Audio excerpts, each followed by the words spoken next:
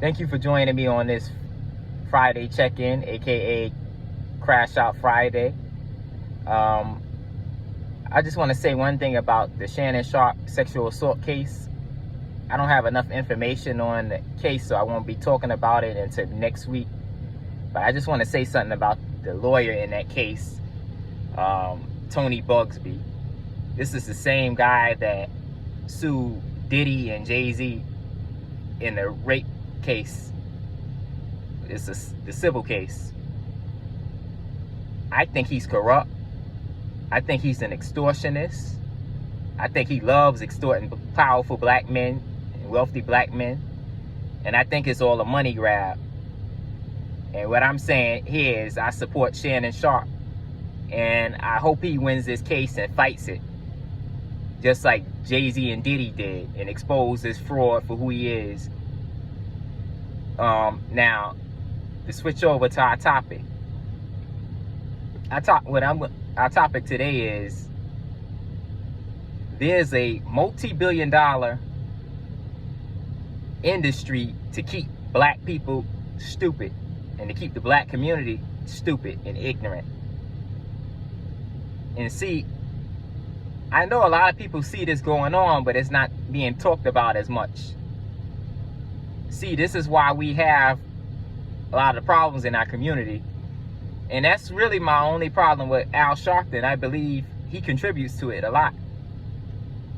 I don't have a problem with Al Sharpton personally. I got respect for him for what he did in the past, on how he raised awareness on a lot of our issues, and he called out the cops, and he called out a lot of the white people that did wrong to the black people in the past. But I think now Reverend Al has gotten complacent with his role in the power structure. See, people gotta understand that Reverend Al and a lot of these other civil rights groups now, the only power they have is dysfunction in the black community and issues and crises happen in the black community. If we solve those issues, they'll be out of work as far as in the civil rights standpoint, because they use our issues to fight other issues. And look, there's nothing wrong with that, but stop putting black people in the middle of stuff that's not our fight. I don't like that. And that's why I say what Reverend Al is, man, you had a good run, man. We are going to fire you, and we're going to put you out of business when it comes to this. You can go enjoy your money and enjoy your MSNBC show, but as far as you going out here proclaiming to be the voice of black people, that day has ended. And that's not just for Reverend Al, that's for all of the people that have caused chaos in our community. Because you got to really think about this. They want us to follow these people. Look, you got the mayor of Baltimore, Brandon Scott. Y'all want us to follow him? Y'all want us to follow Brandon Johnson, the mayor of Chicago? Y'all want us to follow Fannie Willis, the DA in Atlanta? Y'all want us to follow Tim Scott, the senator of South Carolina?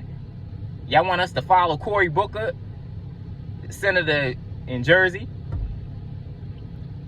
And y'all want us to follow Mark Lamont Hill, this guy on the TV?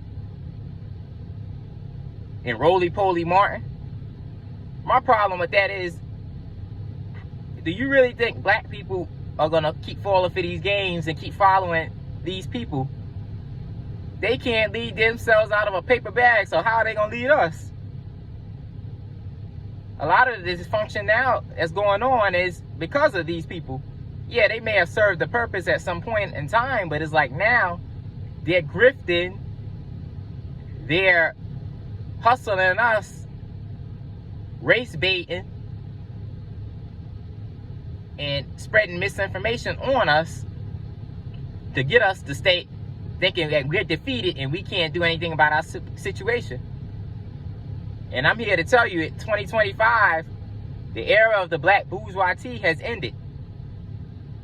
The era of spreading nonsense and fear mongering into our community to keep us from finding out ourselves what's actually going on is over,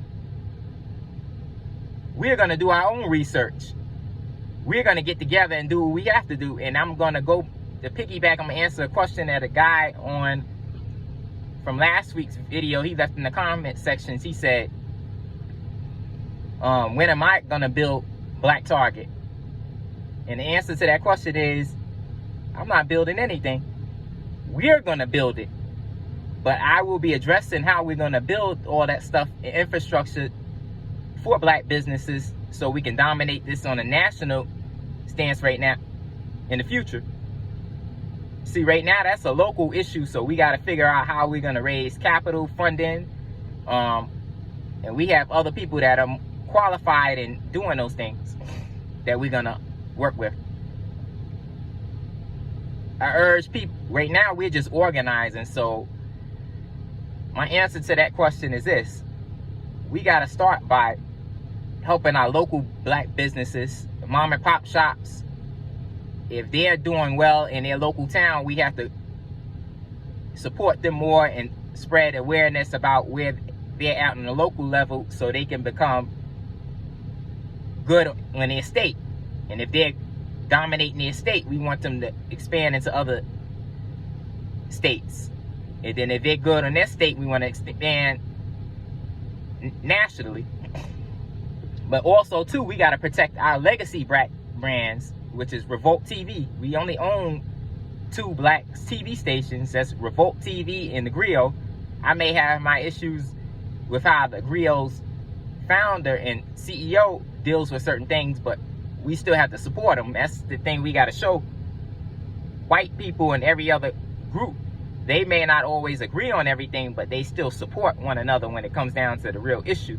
So, yeah, we have to build up our legacy brands so they can help us, so they can spread the word about what we're doing and help us attain that. So we got to do it on every level. Local, state, national, and even international. But right now, what we're going to do is I'll be addressing this on the Twitter Spaces on X in the next few months. Because right now, we're just organizing. We're getting people together. So, shout out to Teslin Figaro. Go visit her page. She's teaching people how to organize and how the political process goes and how people can get active in politics. And for those people that want to do that, visit her website, visit her on IG. Killer Mike, he does a lot of this stuff I'm talking about on the local level too, as far as with Black businesses. T.I., David Banner. And we have others that do it too. Shout out to people that's doing podcasting and stuff on the internet. Forset Media. Willie D. But the way we progress is we have to stop listening to the status quo, like I said last week, and take control of that. And I'll be doing a part 2 of this video next week too. So stay tuned. I'll see you on Motivational Monday. And remember, like, subscribe, and comment. Follow me at I Am Kid Clutch on IG.